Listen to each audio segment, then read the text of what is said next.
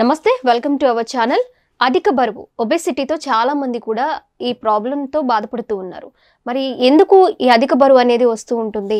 మనం ఎలాంటి జాగ్రత్తలు తీసుకోవాలి? ముందుగానే తీసుకోవాల్సిన ప్రికాషన్స్ ఏమన్నా ఉన్నాయా? వస్తే ఎలాంటి జాగ్రత్తలు తీసుకోవాలి? ఎలాంటి ట్రీట్మెంట్ ఉంది ఆయుర్వేదంలో? ఈ డీటెయిల్స్ అన్ని ఈరోజు మనతో పాటు మాట్లాడడానికి ప్రముఖ ఆయుర్వేదిక్ డాక్టర్ ప్రవళిక గారు ఉన్నారు. మాట్లాడేద్దాం. నమస్తే అండి. నమస్తే అండి. ఒబెసిటీ గురించి మనం మాట్లాడుకుంటే డాక్టర్, పిల్లల్లో కూడా కనిపిస్తుంది, పెద్దవాళ్ళలో కనిపిస్తుంది, ఈ మధ్య చాలా మంది కనపడుతున్నారు ఈ ప్రాబ్లంతో. అసలు ఈ ఒబెసిటీ అనేది ఎందుకు వస్తుంది? ఆయుర్వేదంలో ట్రీట్మెంట్ ఎలా ఉంటుంది? అందరిలో కనిపిస్తుంది అంటున్నారు. ఐసీఎంఆర్ రిపోర్ట్స్ ప్రకారం 79% ఆఫ్ ఇండియన్స్ అందరికి అబ్నార్మల్ కొలెస్ట్రాల్ లెవెల్స్ కానీ ఎల్డిఎల్ లెవెల్స్ అంటే లో డెన్సిటీ లైపోప్రోటీన్ అంటారు, అంటే కొలెస్ట్రాల్ ట్రైగ్లిజరైడ్ లెవెల్స్ అన్ని ఎక్కువగా ఉంటున్నాయి. అంటే అవుట్ ఆఫ్ అంటే 20% ఎక్సెప్షన్ ఉంచుకొని మిగతా దగ్గర 80% మంది ఇండియన్ పాపులేషన్ అందరికీ కూడా ఈ ఒబేసిటీ కానీ లేకపోతే లిపిడ్ లెవెల్స్ సరిగా ఉండకపోవడం, కొలెస్ట్రాల్ హై కానీ లేకపోతే ట్రైగ్లిజరైడ్స్ ఎక్కువ ఉండటం కానీ ఇలాంటి సమస్యలు ఆల్మోస్ట్ 80% ఆఫ్ ఇండియన్స్. దీని వల్ల ఏంటంటే హార్ట్ కి ఫస్ట్ ఎఫెక్ట్ కొడుతుంది అనమాట. కరోనరీ ఆర్టరీ డిసీజ్ అంటారు. హార్ట్ వెజల్ బ్లాక్ అయ్యి కార్డియాక్ స్ట్రోక్స్ అయ్యి రావడానికి అవకాశాలు ఉంటాయి. అండ్ డయాబెటీస్ కూడా విపరీతంగా పెరిగిపోవడానికి రీజన్ ఇదే, obesity. And fatty liver damage కానీ fat accumulation over the liver కూడా ఈ ఒబేసిటీ, ఈ లిపిడ్స్ అన్ని ఇంక్రీజ్ అవ్వడం వల్లే జరుగుతుంది. సో దీన్ని ఇమీడియట్ గా అంటే మన లైఫ్ స్టైల్ ఒక రీజన్ కావచ్చు. సో మన life style and diet modification తో ఇది కంట్రోల్ చేసుకోకపోతే ఎర్లీగా డయాబెటీస్ రావడానికి ఎక్కువ అవకాశాలు ఉంటాయి. ఓకే, మరి ఎలాంటి జాగ్రత్తలు తీసుకోవాలి? లైఫ్ స్టైల్ మార్చుకోవడం అంటే మనం చెప్తున్నాం, కానీ చాలా మందిలో అవి జరగట్లేదు. ఇప్పుడు కొంతమంది వెనక్కి వెళ్ళిపోయారు. వెనకటి రోజులు అలవాటు చేసుకోవడము, వాళ్ళు అప్పుడు చేసిన ఫుడ్ హ్యాబిట్స్ అలవాటు చేసుకోవడము, జీవన విధానం అంతా ఆ స్టైల్లో వస్తున్నారు. కానీ ఇప్పుడున్న యంగ్స్టర్స్ కావచ్చు, చిన్నపిల్లలు కావచ్చు, దానికి అలవాటు పడడానికి టైం పడుతుంది. సో అలా ఉన్నప్పుడు ఈ ఒబేసిటీతో బాధపడుతున్న వాళ్ళు కూడా ఆయుర్వేదంలో ఎలాంటి ట్రీట్మెంట్ తీసుకుంటూ మళ్ళీ నార్మల్ అయ్యే అవకాశాలు ఉన్నాయి డాక్టర్? అంటే ఎంత ఓల్డెన్ డేస్ కి వెళ్దామని మనం ట్రై చేసినా ప్రెసెంట్ ఉన్న కల్ట్, మనకున్న మిషన్స్ గానీ ఎక్విప్మెంట్ కానీ మన ఫిజికల్ గా ఇంకా ఇన్యాక్టివ్ గా ఉంచుతూనే ఉంటాయి. అంటే మన ఇసిన్కారతో ఇసురుకోకర్లేదు, మనకి అందుబాటులో ఉన్నాయి. మధ్యాహ్నం పడుకోవడం, ఇంకా సెడెంటరీ హ్యాబిట్స్. సో అంటే డైటరీ ఓల్డెన్ డేస్ లో ఎంత ట్రై చేసినా అంత ప్యూరిటీ ఆఫ్ డైట్ ఇప్పుడు ఖచ్చితంగా రాదు. స్వీట్ ప్యాటర్న్స్ కూడా చేంజ్ అయిపోయినాయి. అవును. మరి వచ్చిన వాళ్ళు అంటే ఒబేసిటీతో బాధపడుతున్న వాళ్ళు ఆయుర్వేదంలో ఎలాంటి ట్రీట్మెంట్ తీసుకోవచ్చు? ఆయుర్వేదిక్ లో మెయిన్ గా ఒబేసిటీని మేధోధాతు వృద్ధి చెందడం వల్ల వస్తుందని చెప్పి బిలీవ్ చేస్తామండి.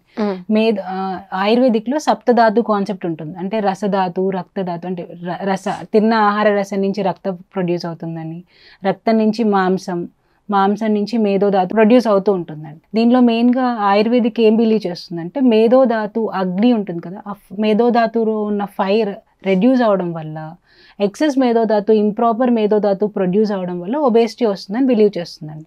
అండ్ మేధోధాతు ఎఫెక్ట్ అవడం వల్ల నెక్స్ట్ ధాతు అస్థిధాతు, బోన్ హెల్త్ అనేది ఎఫెక్ట్ అవుతుంది. మనం ఒబేసిటీ పేషెంట్స్ అందరినీ అబ్జర్వ్ చేస్తూ ఉంటే knee joint pains, bone pains అనేవి ఎక్కువగా కనిపిస్తూ ఉంటాయి. కాల్షియం కూడా రెడ్యూస్ అవుతూ ఉంటుంది. మెయిన్ గా ఏంటంటే మేధోధాతుని కరెక్ట్ చేస్తే తప్ప నెక్స్ట్ ఉన్న అస్థిధాతు కరెక్ట్ అవ్వదు, అంటే నెక్స్ట్ ఉన్న బోన్ హెల్త్ కరెక్ట్ అవ్వదు. సెకండ్ ఆస్పెక్ట్ చూసుకోవాల్సింది ఏంటంటే సైకలాజికల్ హెల్త్. ఈ అస్థిధాతు లోపల నుంచి మధ్యధాతు వస్తుంది. మధ్యధాతు అంటే బ్రెయిన్ కానీ బోన్ మధ్యలో ఉన్న గుజ్జు కానీ ఇదంతా మధ్యధాతుగా కన్సిడర్ చేస్తాం. దీనివల్ల ఏంటంటే సైకలాజికల్ ఇష్యూస్ కానీ మెమరీ ప్రాబ్లమ్స్ కానీ ఈ ఒబేస్ పేషెంట్స్ లో కనిపిస్తూ ఉంటాయి. నెక్స్ట్ మధ్యధాతు నుంచి వచ్చేది శుక్రధాతు. అది మెయిల్స్ లో అయినా ఫీమేల్స్ లో అయినా. ఫీమేల్ లో మెన్స్ట్రల్ అబ్నార్మాలిటీస్, పీసీఓఎస్ ఎక్కువగా కనిపిస్తూ ఉంటాం. Abnormal weight gains, hormonal imbalances female లో. అండ్ మెయిల్స్ లో కూడా ఇన్ఫర్టిలిటీ లాంటి సమస్యలు, స్పర్మ్ కౌంట్ రెడ్యూస్ అవడం, ఇవన్నీ కూడా సిమ్టమ్స్ అండ్ కాంప్లికేషన్స్ గా కూడా మనం చూడొచ్చు. అండ్ దీన్ని కరెక్ట్ చేయాలంటే ఆ మేధోధాతుని కరెక్ట్ చేస్తే, అగ్నిని స్టిమ్యులేట్ చేస్తే ఆటోమేటిక్ గా ఈ రిమైనింగ్ పార్ట్స్ అన్ని కూడా కరెక్ట్ అవుతాయి. సో దీన్ని కరెక్ట్ చేయడానికి ఆయుర్వేదం ఏం చెప్తుందంటే గురుంచ అపతర్పణం. అంటే మనం తీసుకునే ఫుడ్ అంటే హెవీ ఫర్ డైజెషన్ ఉండాలి, బట్ బాడీ మీదకి లీన్ అంటే బాడీని రెడ్యూస్ చేసేది అయి ఉండాలి, హెవీ ఫర్ డైజెషన్ అయి ఉండాలి. ఓల్డెన్ డేస్ లో బార్లీ అని చెప్పేవారు. ఇప్పుడు ఓట్స్ కూడా గురుంచ అపతర్పణం, అంటే హెవీ ఫర్ అండ్ బాడీకి దాని నుంచి వచ్చే క్యాలరీస్ కానీ ఇవన్నీ తక్కువ ఉంటాయి. రోజు మనం ఇడ్లీ దోశలు తినటం వల్లే ఈ ఒబేసిటీ అనేది ఎక్కువ రావడానికి అవకాశాలు ఉంటుంది. సో కంప్లీట్ గా ఇడ్లీ దోశ ఇలాంటివి రెడ్యూస్ చేసేసి ఓట్స్ కానీ అయితే బెటర్, మినుముల కంటే పెసలు బెటర్ అండి. పెసలు కొంచెం ఎక్కువ తింటాం, రాగులు తింటాం వల్ల ఏంటంటే ఒబేసిటీ అనేది రెడ్యూస్ అవడానికి, గ్రాడ్యువల్ గా ఈ ఒబేసిటీ అనేది రెడ్యూస్ అవడానికి, లిపిడ్ లెవెల్స్ అవి కూడా రెడ్యూస్ అవడానికి అవకాశాలు ఉంటాయి. ఓకే, ఇప్పుడు ట్రీట్మెంట్ తీసుకున్నా ఏదైనా మెడిసిన్ వాడుతున్నప్పుడు కాంప్లికేషన్స్ రావడం, సైడ్ ఎఫెక్ట్స్ రావడం ఉంటాయి. అలా కాకుండా న్యాచురల్గా మీరు అన్నట్లు అది రెడ్యూస్ అవ్వాలి అంటే ఇలా ఒక ప్లానింగ్తో 2 months పట్టొచ్చు, 3 months పట్టొచ్చు, మీరు ఓపిక్గా ప్రయత్నించాలి అని అంటారు. అలాగే ఆయుర్వేదిక్ లో పంచకర్మ థెరపీస్ ఉంటాయండి. ఇంటర్నల్ గా వమన కర్మ, విరేచన్ కర్మ అని పంచకర్మ థెరపీస్ ఉంటాయి. వాటి వల్ల కూడా 21 days ప్రాసెస్ ఉంటుందండి. దాని వల్ల కూడా వెయిట్ ఈజీగా రెడ్యూస్ అవడానికి అవకాశాలు ఉంటాయి. అలాగే ఉద్వర్తన అన్న థెరపీ ఉంటుంది. డ్రై పౌడర్స్ తో బాడీని మసాజ్ చేస్తాం. దానివల్ల ఏంటంటే నెక్స్ట్ వచ్చే ఫ్యాట్, అంటే ఫ్యాట్ కి స్టెబిలిటీ వస్తుంది. బాడీ లీన్ అయ్యేటప్పుడు ఫ్యాట్ లూజ్ గా, మజిల్ బల్క్ లూజ్ గా ఉండకుండా స్టెబుల్ గా లీన్ అవ్వడానికి అవకాశాలు ఉంటాయి. ఓకే, అలా తీసుకోవచ్చు అనమాట. ఆయుర్వేదిక్ లో నెంబర్ ఆఫ్ మెడిసిన్స్ ఉన్నాయి స్పెసిఫిక్ గా ఒబేసిటీకి. ఈ ఎక్సెస్ ఫ్యాట్ ని రెడ్యూస్ చేయడానికి గుగ్గులు ఫార్ములేషన్స్ అని చెప్పి, శిలాజితు డ్రగ్ తెలిసింది, ఇలాంటి చాలా డ్రగ్స్ ఉన్నాయి. ఇవన్నీ వాడడం ద్వారా కూడా హెల్దీగా వెయిట్ లాస్ అవ్వడానికి అవకాశాలు ఉన్నాయి. ముఖ్యంగా వేటికి దూరంగా ఉండాలి డాక్టర్? ఈ ఒబేసిటీ పేషెంట్స్ వేటికి దూరంగా ఉండాలి? మెయిన్ గా స్వీట్స్, ఏవైతే నైట్ టైం కర్డ్ తిని పడుకోవడం ఇలాంటివి చేయకూడదు. కొంచెం బనానా లాంటి ఫ్రూట్స్ కొంచెం రెడ్యూస్ చేయాలి, రిమైనింగ్ ఫ్రూట్స్ తీసుకోవచ్చు. కొంచెం స్పైసెస్ ని ఎక్కువ తీసుకోవడానికి ట్రై చేయాలి. ఖచ్చితంగా గీ తీసుకోవాలి. ఒక టీ స్పూన్ గీ ఖచ్చితంగా డైట్ లో ఉండేలా చూసుకోవాలి. అండ్ ప్రోటీన్ డైట్ కొంచెం ఎక్కువ తీసుకోవడానికి ప్రయత్నించాలి. రోజు అంటే మెయిన్ గా ఇడ్లీ దోశలు కొంచెం, అంటే నైట్ అన్న ఆకలేయట్లేదు ఇడ్లీ తింటాం అలా కాకుండా నైట్ టైం రాగులతో వేసినట్టు అలాంటివి ప్రిఫరబుల్ గా డైట్ చేంజ్ చేసుకుంటూ వస్తే రెడ్యూస్ అవుతుంది. అండ్ మెయిన్ గా ఏంటంటే ఇన్ బిట్వీన్ డైట్స్ తినకుండా ఉండాలి. అంటే మార్నింగ్ బ్రేక్ఫాస్ట్, మధ్యాహ్నం lunch, evening dinner 3 specific times పెట్టుకుని అట్లీస్ట్ ఇన్ బిట్వీన్ తినకుండా ఉండటం వల్ల కూడా వెయిట్ లాస్ అవుతుంది.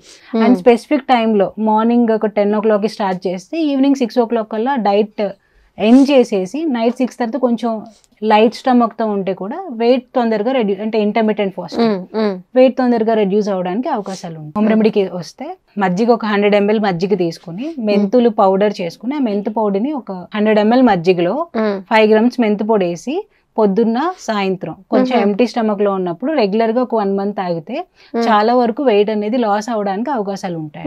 మంత్కి ఒక 2-3 kgs అన్న రెడ్యూస్ అవడానికి ఎక్కువ అవకాశం ఉంటుంది హెల్దీగా. మజ్జిగ చూస్తే ఏంటంటే మనకి ప్రోబయోటిక్, గట్ హెల్త్ ని ఇంప్రూవ్ చేస్తుంది, మనకి ఫీలింగ్ ఆఫ్ ఫుల్నెస్ ఇస్తుంది. అలాగే మెంతుల్లో కూడా సాల్యుబుల్ ఫైబర్స్ ఎక్కువ ఉంటాయి.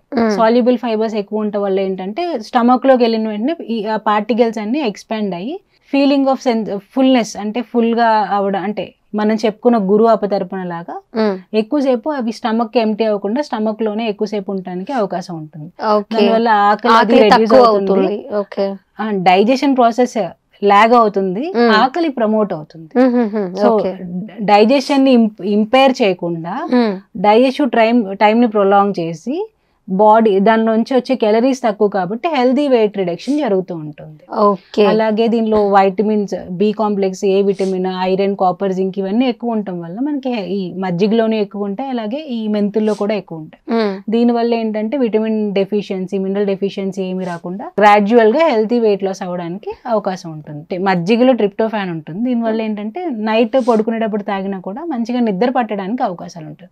వెయిట్ లాస్ అప్పుడు ఎక్సెస్ హీట్ చేసేసి నిద్ర అనేది తక్కువగా ఉంటుంది కదా, ఈ మజ్జిగ, ఈ మెంతులతో ఇవి తాగడం స్టార్ట్ చేస్తే కొంచెం మంచి నిద్ర పడుతుంది. ఓకే అండి, హోమ్ రెమెడీతో పాటు ఆయుర్వేదంలో ఈ ఒబేసిటీని ఎలా తగ్గించుకోవచ్చు, ఎలాంటి ట్రీట్మెంట్స్ ఉంటాయి అనేది చాలా చక్కగా చెప్పారు.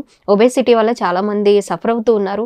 ఆయుర్వేదం వాడితే నిజంగానే మీరు అన్నట్లు పంచకర్మ థెరపీస్ కానీ మీరు చెప్పిన కొన్ని థెరపీస్ ఉన్నాయి. ఆ థెరపీస్ వల్ల చాలా త్వరగా వెయిట్ లాస్ అయ్యే ఛాన్సెస్ ఉంటాయి కాబట్టి ఆయుర్వేదం వాడడానికి ట్రై చేయండి. నమస్తే అండి. నమస్తే.